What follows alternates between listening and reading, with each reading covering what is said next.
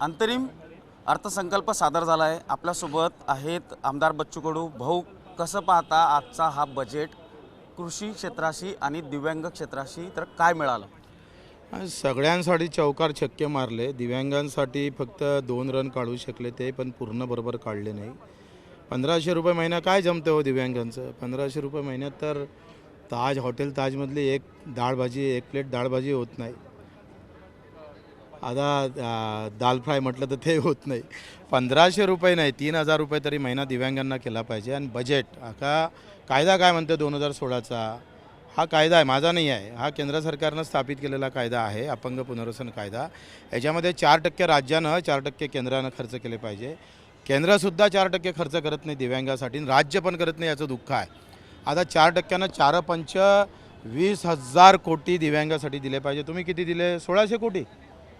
किमान सुरुवात करावं। अजितदादाकडून आम्हाला अपेक्षा आहे का त्यांनी या पहिल्या येणाऱ्या पुरवणी मागणीमध्ये तरी 5-7 हजार कोटी ठेवले पाहिजे दिव्यांग बांधवासाठी।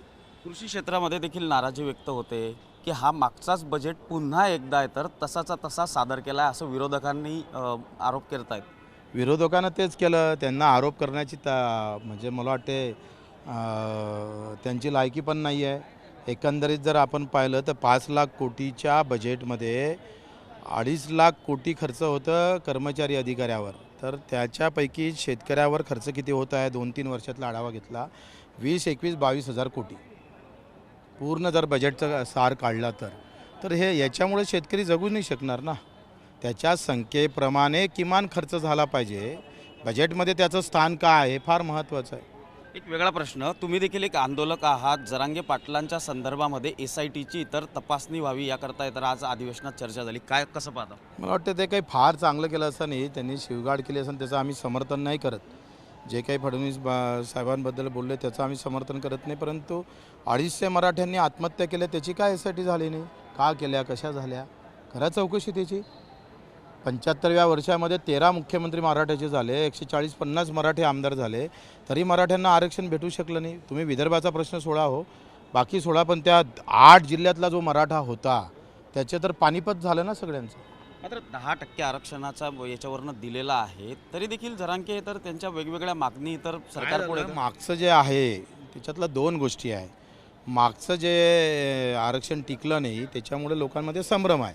आता मुख्यमंत्री साहेबांना छत्रपती शिवाजी महाराजांची शपथ घेतली आणि आता जे कायदा आला हा निश्चितच पारित होईल आणि मराठ्यांना आरक्षण भेटेल।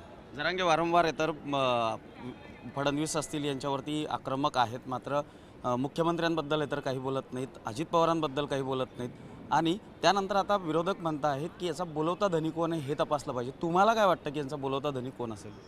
मला वाटते बोलवता धनीची तपासण्याची गरज नाही, ते तेवढे स्वतंत्र आहे।